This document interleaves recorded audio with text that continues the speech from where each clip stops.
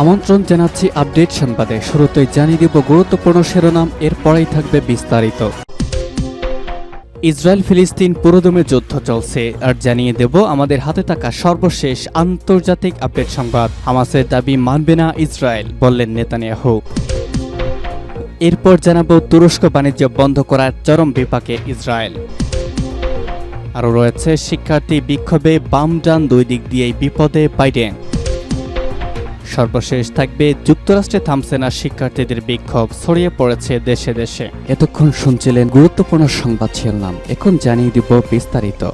হামাসের দাবি মানবে না ইসরায়েল, বলছে নেতানিয়াহু। ফিলিস্তিনি মুক্তিকামী সংগঠন হামাস ইসরায়েল যুদ্ধবিরতি চুক্তির প্রস্তাব মানবে না। এ দাবি ওঠার পর সংগঠনটির প্রস্তাবও মেনে নেওয়া হবে না বলে জানিয়েছেন ইসরায়েলের প্রধানমন্ত্রী বেনিয়ামিন নেতানিয়াহু। তিনি বলেছেন, গাজায় যুদ্ধবন্ধে ইসরায়েলের কাছে হামাসের দাবি মেনে নেওয়া হবে না। হামাসের হাতে জিম্মিদের মুক্তির বিনিময়ে ইসরায়েলের গাজা আক্রমণে বিরতি দিতে মিশরের কায়রো আলোচনা চলছে। ঠিক এই সময় নেতানিয়াহু এমন কথা বললেন। রবিবার এক প্রতিবেদনে এই তথ্য জানিয়েছে ব্রিটিশ সংবাদ মাধ্যম বিবিসি। প্রতিবেদনে বলা হয়েছে, একদিকে হামাস জোর দিয়ে বলেছে যুদ্ধবিরতি স্থায়ী হবে কিনা সেটি হলো মূল স্টিকিং পয়েন্ট। অন্যদিকে নেতানিয়াহু বলছেন, প্রস্তাবিত চুক্তি অনুযায়ী গাজার নিয়ন্ত্রণ হামাসের কাছে থাকবে, এটি ইসরায়েলের জন্য হুমকি হয়ে দাঁড়াবে।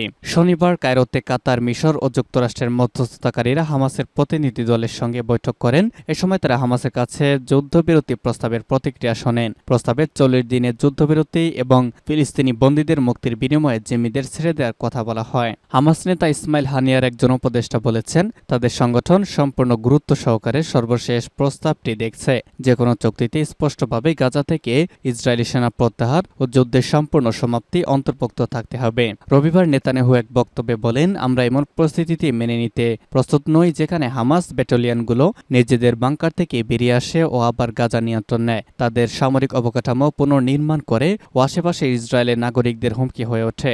ইসরায়েল হামাসের দাবিতে রাজি হবে না। তুরস্ক বাণিজ্য বন্ধ করার চরম বিপাকে ইসরায়েল। গাজা যুদ্ধের জেরে ইসরায়েলের সঙ্গে সব ধরনের বাণিজ্য বন্ধ রাখার সিদ্ধান্ত নিয়েছে তুরস্ক। গত 2 মে থেকে সিদ্ধান্ত কার্যকর করেছে দেশটি। যতদিন পর্যন্ত গাজা ইসরায়েলি বর্বরতা বন্ধ না হবে ততদিন এই সিদ্ধান্ত বহাল থাকবে বলে জানিয়েছে তুর্কি কর্তৃপক্ষ।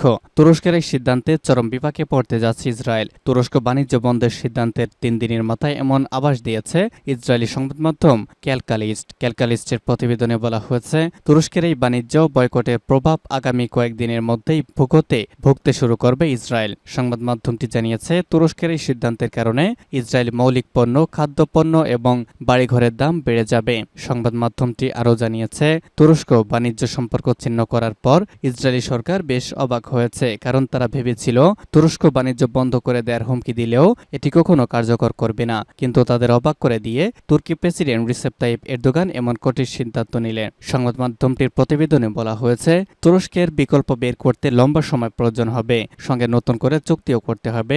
এমনকি বিকল্প কোনো দেশের সঙ্গে চুক্তি করলেও পণ্যের দাম বেশি থাকবে। পণ্যের মূল্য বৃদ্ধির এই ভার সাধারণ ইসরায়েলিদের বহন করতে হবে, যারা যুদ্ধের কারণে ইতিমধ্যেই আগের তুলনায় বেশি দাম দিয়ে নিত্য প্রয়োজনীয় পণ্য কিনছেন। তুরস্কের বাণিজ্য নিষেধাজ্ঞার সবচেয়ে বড় প্রভাব পড়বে ইসরায়েলি নির্মাণ শিল্পের ওপর, সঙ্গে অটোমোবাইল খাতেও এটির প্রভাব পড়বে। শিক্ষার্থী বিক্ষোভে বাম ডান দুই দিক দিয়েই বিপদে বাইডেন। ফিলিস্তিনের সমর্থনে বিখ্যাত শিক্ষার্থীদের যে বিক্ষোভে উত্তাল যুক্তরাষ্ট্রের বিশ্ববিদ্যালয় ক্যাম্পাসগুলো, সেই ক্যাম্পাসগুলোয় গাজা ইসরায়েলি অভিযানের প্রতিবাদে তাদের এই বিক্ষোভ। আইনশৃঙ্খলা রক্ষাকারী বাহিনীর সঙ্গে মুখোমুখি অবস্থানে রয়েছেন বিক্ষোভকারীরা। ঘটছে নির্বিচার আটকের ঘটনাও। অন্যদিকে ইসরায়েল ও হামাসের মধ্যকার শান্তি আলোচনায় মধ্যস্থতার জন্য মধ্যপ্রাচ্যে কূটনীতিকেরা জড়ো হয়েছে। তাদের উদ্দেশ্য যুদ্ধবিরতি। দেশে বিদেশে এমন পরিস্থিতি মার্কিন প্রেসিডেন্ট জো বাইডেনকে নতুন এক অভ্যন্তরীণ রাজনৈতিক সংকটে আষ্টেপৃষ্ঠে জড়িয়ে ফেলেছে। বাম ও ডান দুই মেরু থেকে চাপে পড়েছেন বাইডেন। বামপন্থীরা অবিলম্বে যুদ্ধবিরতি চান, শান্তি চান। আবার মার্কিনরা মনে করছেন ক্যাম্পাসগুলোয় নজিরবিহীন এমন বিক্ষোভ শিক্ষার পরিবেশকে বাধাগ্রস্ত করছে, শান্তি শৃঙ্খলা নষ্টের ঝুঁকি তৈরি হয়েছে। ফিলিস্তিনের দক্ষিণাঞ্চলের রাফায় উদ্বাস্তুদের তাঁবুর সামনে টানানো একটি ব্যানারে মনোযোগ কেড়েছে। যুক্তরাষ্ট্র জুড়ে চলমান ছাত্র শিক্ষক বা বিক্ষোভের বিষয়টি ফুটে উঠেছে। তাতে লেখা রয়েছে, কলাম্বিয়ার শিক্ষার্থীদের ধন্যবাদ। অনেক তাঁবুর সামনে যুক্তরাষ্ট্রের বিক্ষোভকারীদের কৃতজ্ঞতা ও সংহতি জানিয়ে ব্যানার টানানো হয়েছে। কয়েকজন আমেরিকান সাংবাদিক এসব ছবি ভিডিও প্রকাশ করেছেন। এতে বোঝা যায় চলমান বিক্ষোভের রেশ মার্কিন ভূখণ্ড ছাড়িয়ে রাফাতেও পৌঁছাতে গিয়েছে। যুক্তরাষ্ট্রে থামছে না শিক্ষার্থীদের বিক্ষোভ, ছড়িয়ে পড়ছে দেশে দেশে। যুক্তরাষ্ট্রে থামছে না ফিলিস্তিনিপন্থী বিক্ষোভকারীদের বিক্ষোভ। এবার মিশিগান বিশ্ববিদ্যালয়ের স্নাতক সমাপনী অনুষ্ঠানে বিক্ষোভ প্রদর্শন করেছে শিক্ষার্থীরা। অ্যান আবড্রার স্টেডিয়ামে আয়োজিত অনুষ্ঠানে মঞ্চের সামনে বিক্ষোভ করেছেন ফিলিস্তিনপন্থীরা। অনুষ্ঠানে কয়েক ডজন শিক্ষার্থী মাথায় ঐতিহ্যবাহী কেফিয়ে আর স্নাতক টুপি পরে প্ল্যাকার্ড ও ফিলিস্তিনি পতাকা হাতে মঞ্চের সামনে দিয়ে হেঁটে যান। এ সময় দর্শকেরা বিক্ষোভকারীদের সমর্থন দিতে দেখা যায়। ক্যাম্পাস পুলিশ দ্রুত বিক্ষোভকারীদের ঘিরে ফেলে স্টেডিয়ামের পেছনের অংশ নিয়ে যায়। অন্যদিকে ভার্জিনিয়া বিশ্ববিদ্যালয়ে পুলিশের সঙ্গে ধস্তাধস্তি হয়েছে বিক্ষোভরত শিক্ষার্থীদের। সামাজিক যোগাযোগ মাধ্যমে বিক্ষোভকারীদের পোস্ট করা একটি ভিডিওতে দেখা যায় বিক্ষোভকারীদেরকে লন্ডনের উপর দিয়ে টেনে নিয়ে যাচ্ছে পুলিশ। এর আগে কলাম্বিয়া বিশ্ববিদ্যালয়ের শিক্ষার্থীদের উপর গুলি চালিয়েছে পুলিশ, যদিও ঘটনাকে দুর্ঘটনাবশত বলছে পুলিশ।